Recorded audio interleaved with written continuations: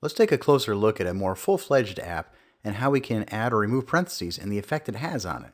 If you've already pulled down the code from GitHub for the SPA Jumpstart, now you can open up that solution. If not, you should go grab that now. I'll wait.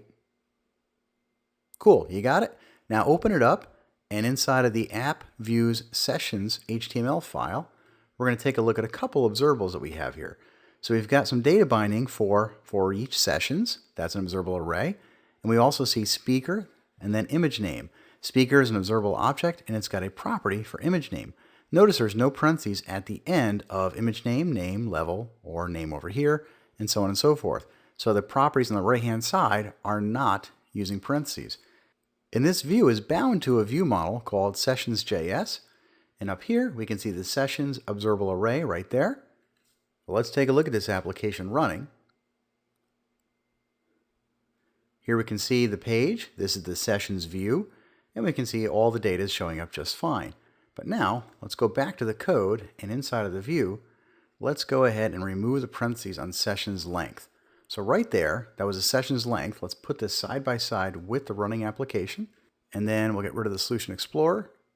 Now notice we've got the address right here for sessions length, and that's going to point to the 110 found right there.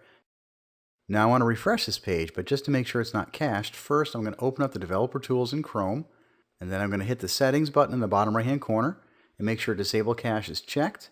I'm going to leave the developer tools open, and then I'm going to refresh the page. So by having that box checked and by having the developer tools open, it's going to make sure it's not cached. Now notice over here I've got 0 found. That 0 found is happening because I'm looking at sessions, and sessions is now a function. It's the observable array, and it's not getting unwrapped by default by knockout. So by putting that back in, now I can go back over here and refresh. We should have 110 found once again. And the reason for that again is because this is not the rightmost property in the declarative data binding. Well, let's try this a little differently. Down here, we notice that we got sessions again for 4 each. This time we didn't need parens. And that's because it's over here and it's looping through the people array, and that is the rightmost property. Let's say I put them in there and then I refresh. Now Knockout's smart enough to know that, okay, you didn't need the parens, but I'd like to use them anyway. Now let's get rid of the speaker parens down here for the image name. That's not the rightmost property, so if I refresh on the left-hand side, it's going to have a problem getting the image name because now it doesn't know exactly which speaker image name I'm looking for because it's not unwrapping speaker for me automatically. It only unwraps the rightmost side. So we can undo and put that back into our code. Let me go back over here and we can refresh and everything's good.